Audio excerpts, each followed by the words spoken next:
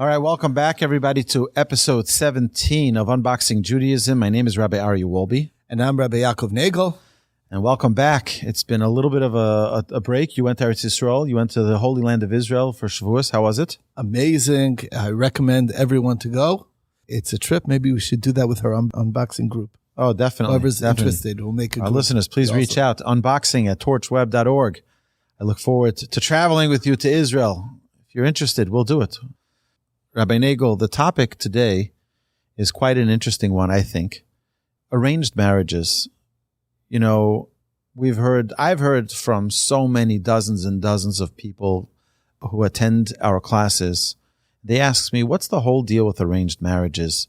What's going on? Like you just, set your son up with some girl, the fathers get together and they just decide that their children are getting married. You have a daughter, you find some young guy and they just have an arranged marriage. What's the deal with this whole thing? So, Rabbi, what do you say? How do we shed some light on this?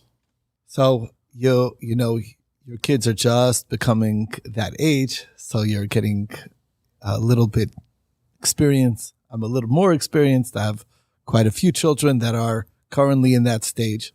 And I just think that definitions are very important here. But before we get to the definitions, I just want to let's look back to the Torah. And I think just as by way of introduction, a long, long time ago, we did a podcast on Fiddler on the Roof and how Fiddler on the Roof is one of the worst movies ever for the sake of authentic Judaism, because there's so many mistakes that people think is Bible. This is law. One of them is arranged marriages. Is that sort of like, I think it was Tzeitel, has no choice but to marry this guy. She has no choice because that's what the parents decide. So many people think that, that's the way it is. It has to be that there's an arranged marriage. Right. Maybe it's better to look at the Bible. At the Torah. The actual Torah.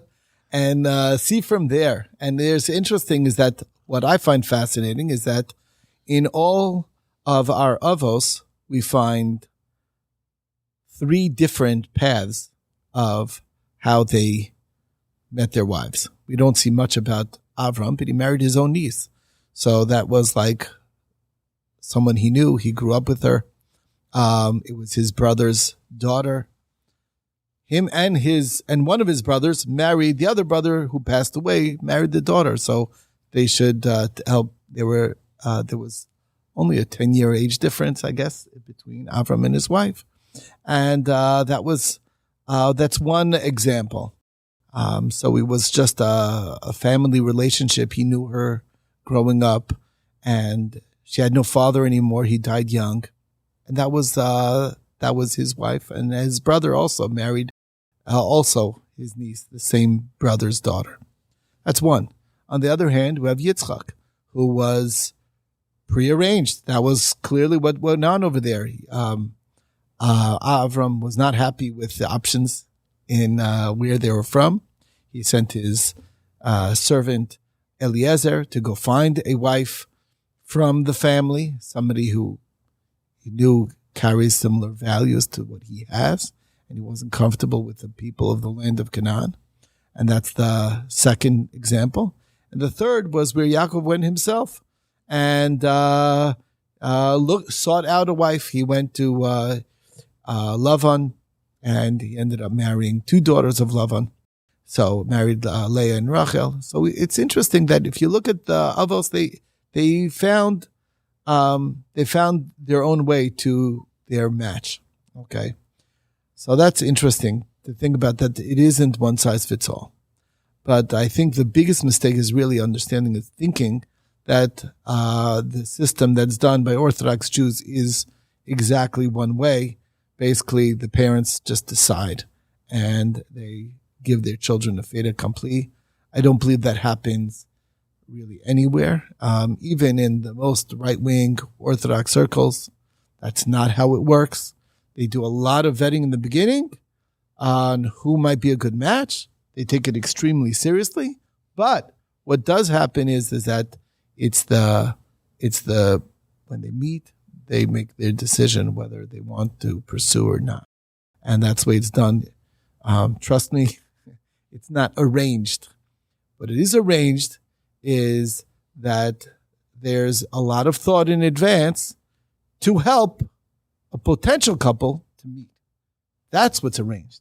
And I think we have something that is very important. It's a big lack in the world, is like these people who are, let's say in the secular world, how do they find a match? It's like, I don't know. They're at a loss. There is no way. Right. So it's interesting like this because, what's this whole idea of, what we call a shidduch. A shidduch is an arranged setup where this couple will get to meet each other. So I want to just define it for our listeners so they can understand. So let's take Joe and Jessica. Joe and Jessica are, in a bar. Each one is there with their friends and they don't know each other. But Joe sees Jessica from the corner of his eye on the other side of the bar. And, their eyes catch each other and he musters up the courage to go out and ask her out. He finds a good pickup line. Yeah, a good pickup line. And there we go. And then now they start dating. So what does Joe really know about Jessica? Nothing. Everything he knows about her is emotional. It's attraction. It's perhaps desire. It's motivated by many different things. But he doesn't know anything about her. It's completely surface. It totally surface. There's no character that he knows about. Now let's take a different example. A boy, Yaakov, who's sitting in yeshiva, and a girl, Rachel, who just came back from Israel from her year after high school, and they're being suggested to one another. They didn't see each other, and 99.8% of the time, they don't see each other prior. So here, Yaakov will get a phone call, and someone will say, I have an idea for you. And I'll say, okay, what's the information? They say, oh, Rachel, so-and-so, and they give all the information. What's the information? What does that information include? It includes his age, about his personality, his medical situation. I think is very important for people to find out. Is there any medical history that they need to know about? How he did in school. He'll have references there. Personality. He'll have references from his teachers and neighbors and relatives and dorm friends. Just a mixture of information that can be available for someone who's looking into this girl. The same thing. Once he says yes, it'll be suggested to the girl, and then if he says yes, I'm interested in meeting this girl, Rachel. They'll call up Rachel and say, Rachel, we have an idea for you. The boy said yes already. He's interested in going out with you. He looked into you and your family, and so on and so forth. And now it's her chance to take a look into him. And she'll look into his family. She'll call up references. She'll call people in his neighborhood. They'll call his rabbi. They'll call his rabbi, exactly. And they'll find out exactly what's going on with this family. Is he a nice person? Is he a mensch? Is he somebody that has good qualities? Are there any skeletons in the closet? Anything we should know about the family? Et cetera, et cetera. Is the father honest in business? Is the mother, are they people who do acts of kindness? Are they people who are beloved by others? Et cetera, et cetera. So before Yaakov meets this girl, Rachel, and takes her out on a date, way, way, way before that ever happens, they know about each other probably more than most people who are married won't know about each other for 10 years. And those Joe and Jessica's who met the random information. It's things that are relevant. And the point being, is he going to be a good husband? Is she going to be a good wife? Can they be a good mother for your children? Right? The main point is, and this is really why it's the crucial difference, is that these are targeted ideas. These are ideas that were suggested by usually somebody who knows both parties, and they thought about it and they put some thought into it and they recognize what they're looking for. There's many times an interview where the person who's suggesting the idea, let me know a little more about you so I can find out, so I can think of ideas. It's targeted. You're not relying on nothing. There's somebody who's thinking and putting thought into the idea. So it's not, and that's, to me, a very big factor. That makes a big difference in hopefully better results. That's the idea. I don't think it can be understated the importance of getting the intellect involved before the emotion, Because what happens is when this Yaakov and Leah go out for a date, so till now, everything that had to make sense on the paper, everything needed to make sense. It makes sense that these two people should get married. Now they have to go out on a date and see, is there chemistry? They have to see if there's attraction. They have to see a bunch of different components that will make this a successful couple. But just a random guy and a girl meeting in a bar, there's no information. Imagine, they're together. They find he hears one morning, he wakes up and she's on the phone with her mother. And she's yelling, "Mom," and she's yelling this and yelling that. He sees that she has a really bad temper. What's he going to do now? Here's this doll that he met in the bar, who he's so attracted to, completely, infatuated by, and now he sees that she has these terrible traits. What's the likelihood that he'll have the ability to say, you know what, this is not for me? They're in love. But if you do it the other way, where you get the intellect involved first, 9 out of 10 times you'll find out that information beforehand. Doing your proper research, having the help from Hashem, you'll find out this information beforehand, and you don't have to get your emotions involved. You know it's not relevant to you. It's not a good idea for you, and now you move on. Next idea. And like this, what happens is, I think that the Torah tells us that a man and a woman are not allowed to get married without seeing each other and approving the marriage. The Talmud tells us a woman and a man cannot get married unless they both approve of getting married to one another. There's no such thing. This whole idea of an arranged marriage. Look, this is the normal, traditional, Orthodox way of couples meeting each other. The Hasidic community is almost exactly the same, but they date much less.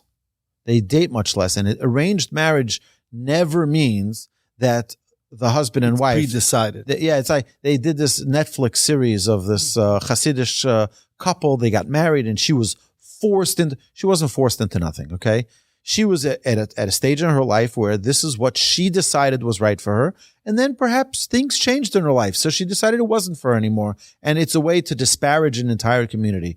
Heaven forbid. That's not true. It's not true. You're not allowed to get married without first seeing the person and saying that this is the right thing for you. There's an important thing to recognize also, especially in, let's say, the Hasidic community. Hasidim have a combination of values that is so common one to another. There's automatically going to be a lot of similarities already. They typically would like the same food. They grew up in the same environment. It's going to be a big difference that it's like, and there's an interesting Gemara that says that a man should specifically want to marry someone from the same city that they're from. And you say, well, what does that have to do with anything? Why would that be? The answer is that there's so many things that create discord in a marriage just because they do things differently.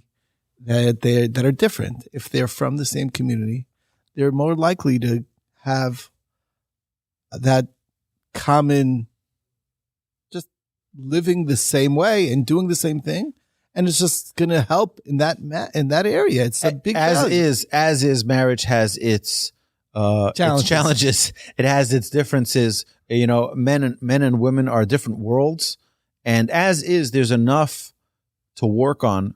I always say that marriage is a workshop in character development. It's about constant refinement of the character. It's constant working on ourselves to become a better spouse and a better person. As is, just even the best match, the most perfect fit will have their challenges. Now, once you start adding components of being from different towns, different mentalities, different cultures, different languages, I know my parents, may they live and be well. My father's Israeli, my mother's American, and they had an amazing marriage, but they worked very, very, very hard for that marriage to be as successful as it is. They worked very, very hard. And it was apparent to all who knew that it didn't come out of thin air. everybody knows, they have this thing that they're selling in Hollywood of romance, and you see them just walking on the beach and everything, they lived happily ever after. But you see, the reality is that these Hollywood actors can't maintain a relationship for more than 3 months. So it's not as easy as they show it in the movies, and it's fake what they show in the movies.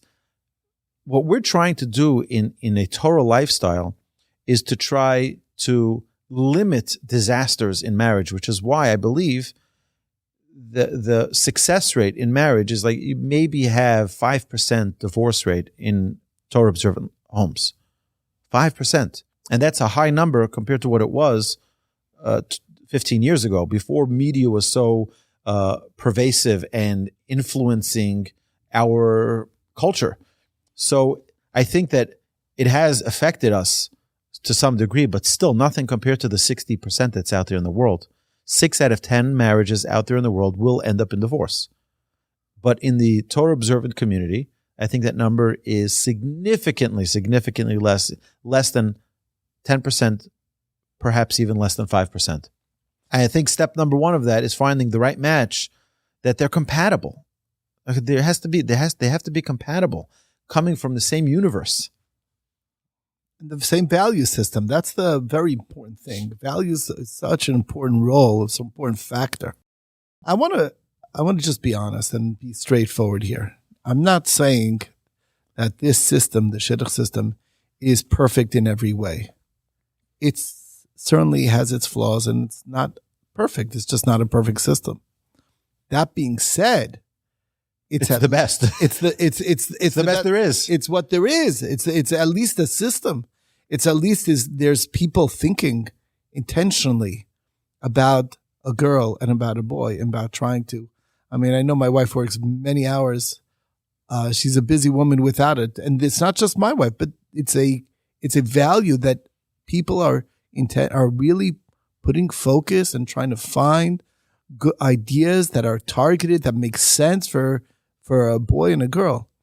That's something that is lost in a secular world. I'm just sorry, it's not there, and that's and to me that's huge. That's a big thing to think about. That maybe it's not perfect, and maybe that first meeting might be awkward. Of course, they don't know each other really, and there's no physical contact till they get married. So there's also that element of really taking the person for who they are and valuing who they are, and keeping out completely any component of, like you said, infatuation or lust or any type of external elements of the relationship are really cast aside till after they get married.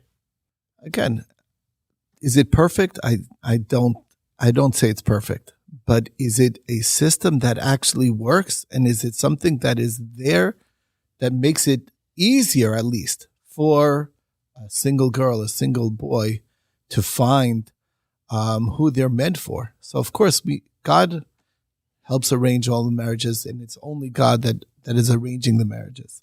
But that being said, we are thinking of other people to be that shaliach, that messenger, so to speak. And that's the value system that the Orthodox world is espousing, and it's something that's worth thinking about. And I believe that that's something that really, be honest with you, let the secular world learn from that. It's a system that's much better.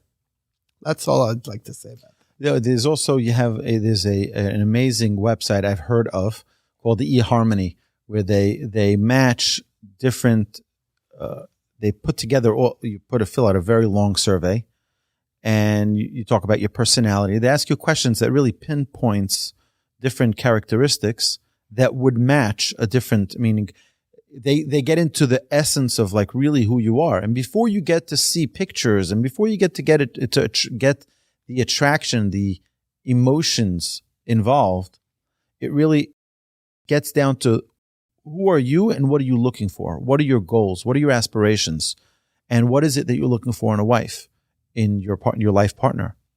And they have a very high success rate.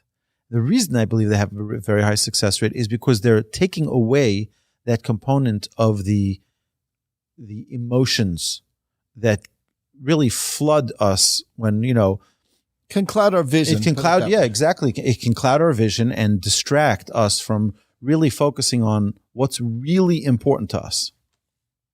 So, bottom line is it's something that, again, I think it's misunderstood. People think that it's arranged. It's not arranged. It's helped along. That's really what it is. There's other people involved that are trying to make the process easier, more targeted, and that's what it is. So what do you mean by arranged? Arranged is misunderstanding what they're doing. They're helping it along. That's really what it is. There's somebody else involved that's trying to make it work or help it work. There's coaches. It's a system. That's what it is. I do have a suggestion of how it could work a little bit better, but I know it's going to be up for a lot of controversy out there. So I'm not here to poke the bear, and I'm not here to suggest anything that would, God forbid, potentially be inappropriate. But I would say that if a guy has, let's say, a range of like 20 different girls that could fit, everyone has that. There's within a certain range of things that could make sense. The problem is that first date is a 3-hour date. And there are some times that you just walk in the first minute and you know this is just not it. It's just not it. So now you're wasting the next 2 hours and 59 minutes of that date. It's not on a clock, I know. But you're wasting your time because you know this is never going to work. This is not right. In such a case, I think that doing something like speed dating, which you'd get 20 males, 20 females, and they sit with each other for 3 minutes, and it's a yes or no. Is this something which is a possibility? And sometimes it's a yes, and sometimes it's a no. It's not even a possibility. So then move on. It would save a lot of time. It would save a tremendous amount of time. There is, I mean, to be honest, there's a lot of attempts at that idea, and it does, but I think they wait till it's like older singles, and they don't do it at a younger age. And and there's room for improvement. Like I said, nobody's saying the system is perfect, but it's at least, to me, the important point is it's at least a system. It's at least there's thought put into an idea. That's valuable. It's very valuable. All right, my dear friends, the Talmud says in the beginning of Sota that what is God busy doing all day? God is being mezavig zivugim. He's bringing couples together. He's putting husband and wife and getting them to meet each other. And that's how Hashem runs his world, is all of the things that lead to that point where they meet each other and hopefully get married and have a successful life together. It's another very important thing is that my great uncle would always say by Sheva Brachos, the week after the wedding, he had an idea that he would talk from the Talmud. It says, "B'ma'arava hayu omrim." In Ma'arava, they would tell the groom, "Matzah or motzeh."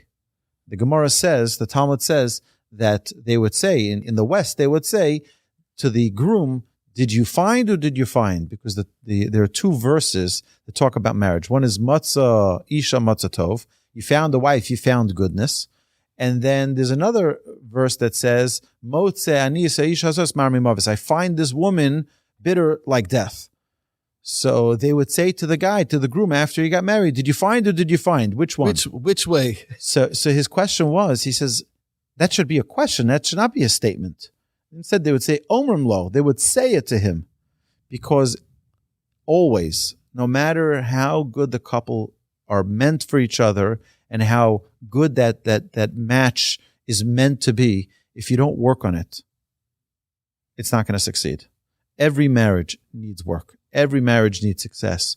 The only reason we have such a system is to facilitate a system that works, that helps, and that hopefully will be conducive to healthy, vibrant marriages, those that are successful and those that are happy and those that are healthy, and God forbid, not ones that cause any pain or suffering to anyone. I want to share, you mentioned that Gemara. I want to share a thought that made a very strong impression on me when I first heard it. Also, at such an occasion, at Sheva Brachos, the week after a marriage. And the idea is this: the difference in the tense is matzah is past tense, and motzeh is present tense. So the matzah isha matzah tov is the past tense. you found past a good wife. A good wife that is good. Motzei is present, then it's bad.